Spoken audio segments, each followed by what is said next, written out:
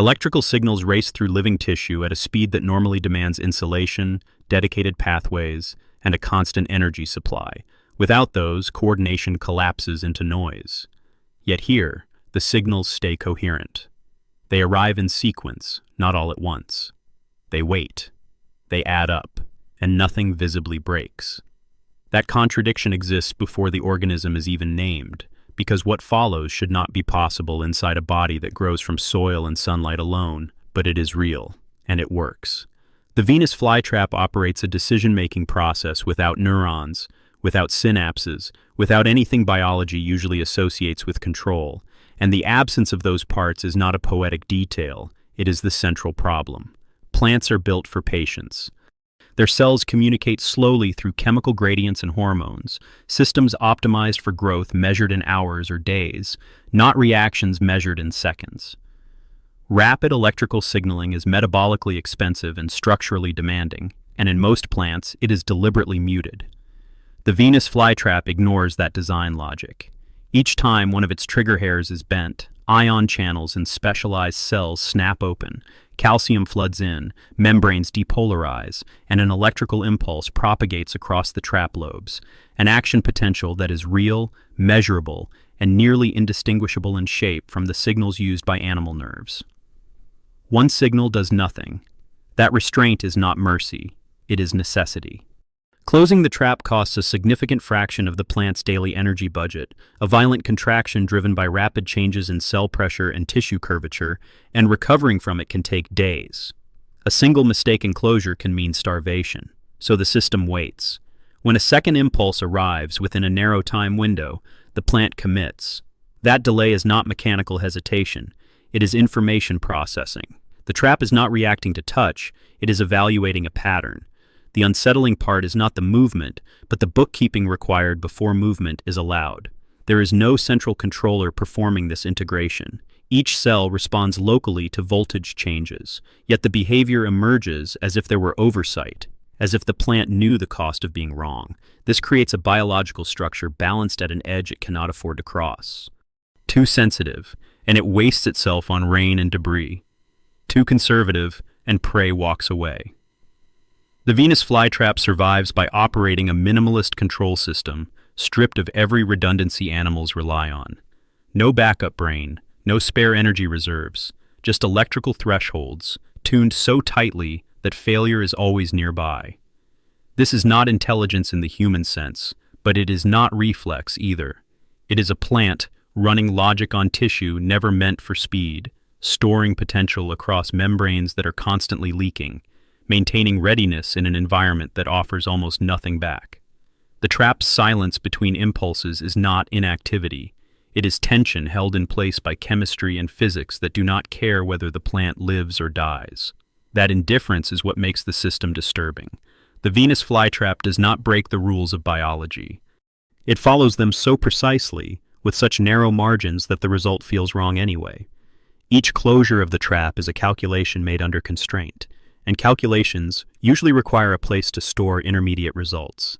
Yet here there is nowhere obvious for that information to sit.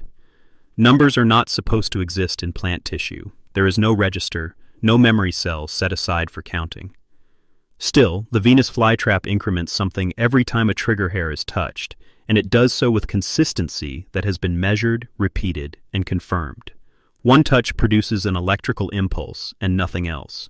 2 touches within roughly 20 seconds cause the trap to snap shut. That is only the beginning. Additional impulses continue to arrive after closure, transmitted by the struggling prey, and each one matters. The plant does not simply close and digest indiscriminately. It adjusts. With 3 to 4 impulses, it begins sealing the trap more tightly. With 5 or more, digestive glands increase enzyme production, pumping out costly proteins that break down soft tissue and release nitrogen and phosphorus. Below that threshold, digestion is weak or aborted. The plant is not responding to size directly, it is responding to count, and count is a proxy for mass, movement, and nutritional payoff. This is where the contradiction sharpens. Counting implies accumulation, a temporary record of past events that influences future behavior, and that record persists for minutes, sometimes hours, before fading. In animals, such persistence is delegated to neural circuits optimized for storing and decaying signals. In the venous flytrap, it is handled by ion concentrations and electrical excitability that slowly drift back to baseline. Calcium levels rise with each impulse and decay over time, not instantly, creating a sliding window where the past remains partially present. This is not symbolic counting, but it is functional counting, and the outcome is the same. The plant behaves differently after 5 signals than after 2, and that difference determines whether digestion is worth the expense. The survival limit here is brutal. Enzyme production is metabolically expensive, especially in the nutrient-poor bogs where these plants live. Overproduce, and the plant drains itself for a meal that may not exist. Underproduce, and the prey escapes or rots incompletely, yielding little benefit. There is no safety margin. The counting mechanism must be precise enough to discriminate between noise and opportunity, yet cheap enough to maintain in a body that barely breaks even. What should not exist is a numerical threshold implemented without numbers, a memory implemented without memory structures, and a decision rule enforced by cells that have no awareness of the whole. And yet the behavior holds. The trap closes, tightens, digests, or releases based on how many times it was touched, not why. The plant never knows what it caught. It only knows how much stimulation occurred, and that is sufficient.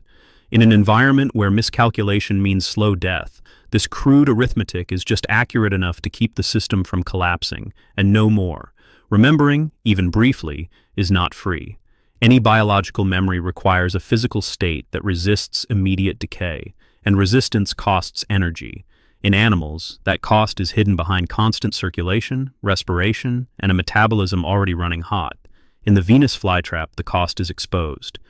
The plant's baseline energy budget is minimal, balanced precariously between slow photosynthesis and the near absence of nutrients in its soil. Under those conditions, storing information, even for minutes, pushes the system toward a limit it cannot ignore. And yet the plant does it anyway. After a trigger hair is stimulated, the resulting electrical impulse leaves behind a residue. Ion channels do not reset instantly. Calcium concentrations remain elevated. Membrane potentials are altered just enough that the next impulse arrives in a different context than the first. This difference is what allows the plant to remember that something has already happened. The memory is not localized. It is distributed across thousands of cells, each holding a small fraction of the past in their altered chemical state. There is no archive, only persistence, and persistence is unstable. Left alone, the gradients collapse, the ions diffuse, the memory evaporates. To slow that process, the plant must actively maintain ionic imbalances against natural tendencies toward equilibrium. Physics is not on its side. Every second the memory exists, energy is spent resisting entropy. The unsettling part is not that the memory fades, but that it exists at all in a body so poorly equipped to afford it. This is a system that remembers just long enough to matter, and no longer. If the second touch comes too late, the plant behaves as if the first never happened. There is no forgiveness for delay. The window closes, and the cost already paid yields nothing. This is memory without nostalgia, without reinforcement, without consolidation. There is no long-term storage because long-term storage would be fatal. The plant cannot afford to carry unnecessary information forward. Every retained state must justify its metabolic rent immediately or be erased. The limit is clear. If memory lasted longer, it would interfere with future decisions, causing false positives and wasted closures. If it were shorter, the plant would miss real prey. The duration is tuned not for accuracy, but for survival in a system that has no buffer.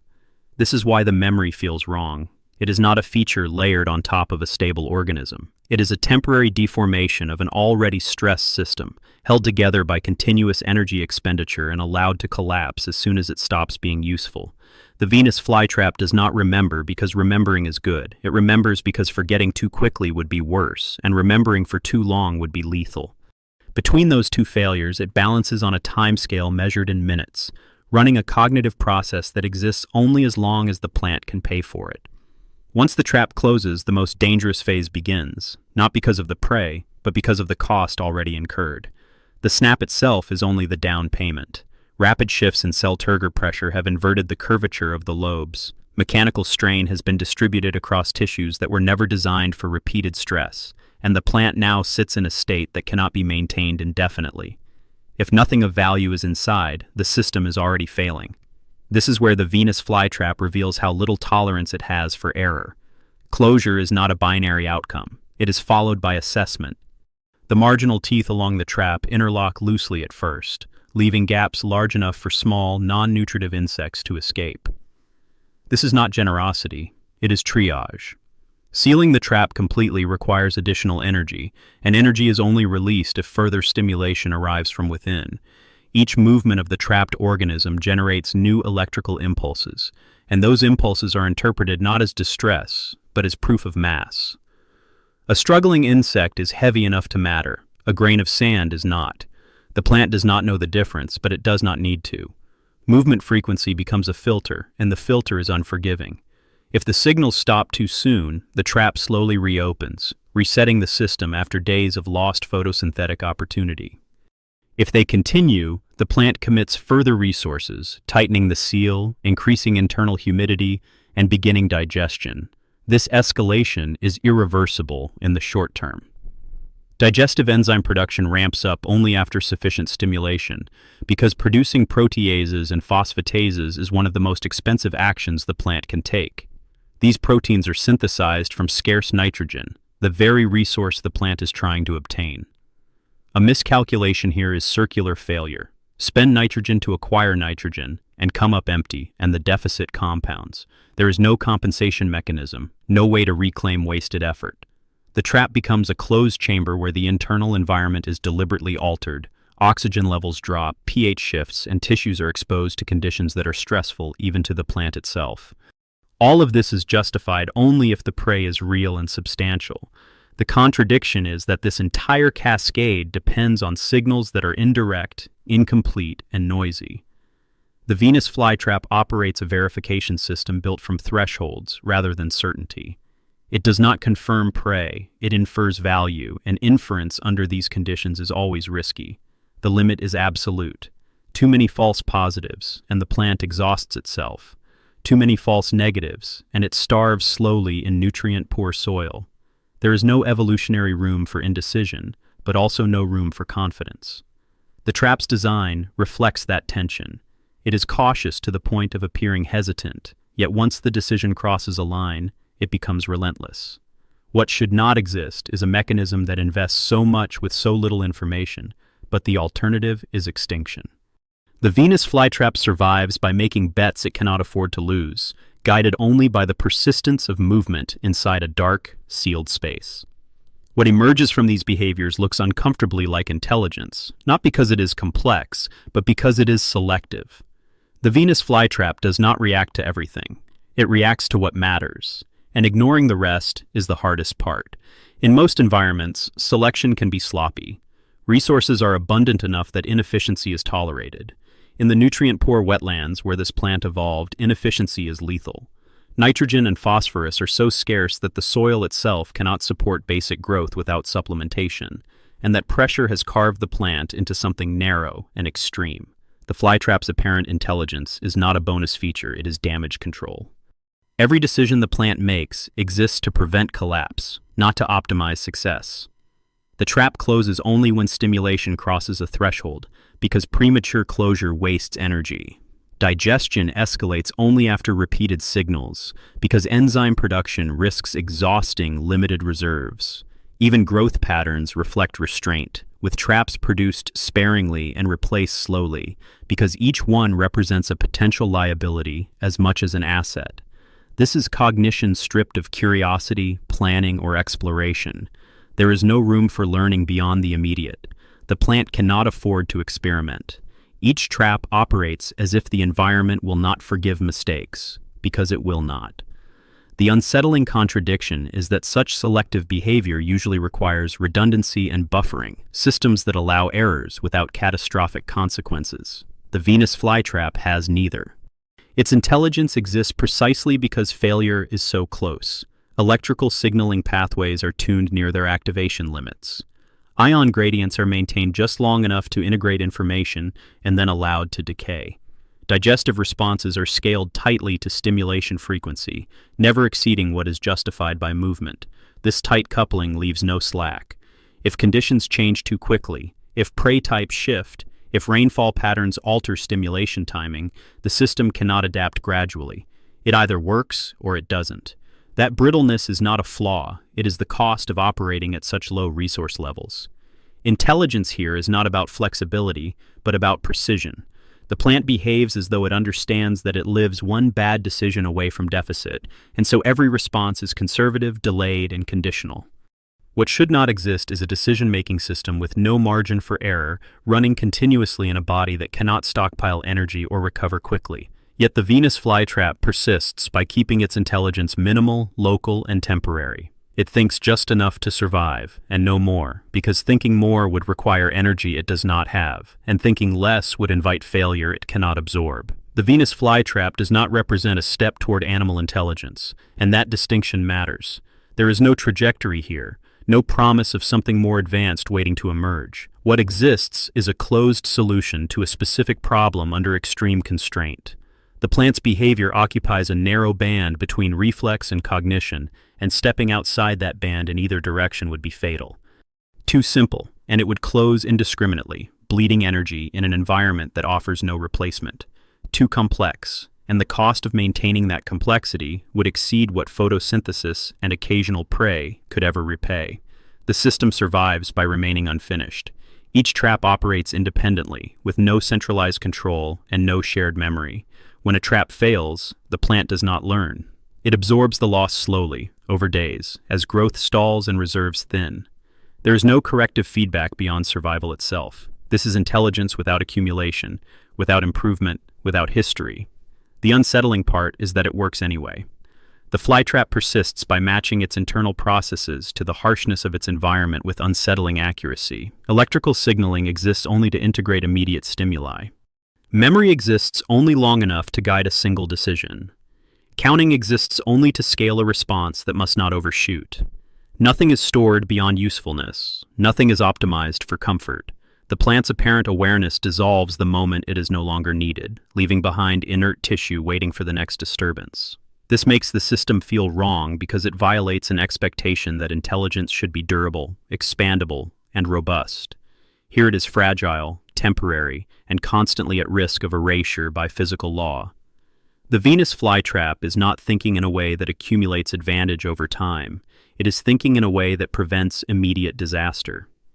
The margin between survival and failure is so thin that cognition becomes a disposable tool, assembled and dismantled repeatedly, paid for in energy and dissolved back into chemistry. This is why the plant feels unsettling. It demonstrates that decision-making does not require comfort, safety, or redundancy. It can exist in a body permanently close to collapse, operating logic on borrowed energy, resisting entropy only until the decision is complete. The Venus flytrap does not challenge the definition of intelligence. It compresses it to the smallest possible form that still functions, and in doing so, reveals how little is actually required to cross that line.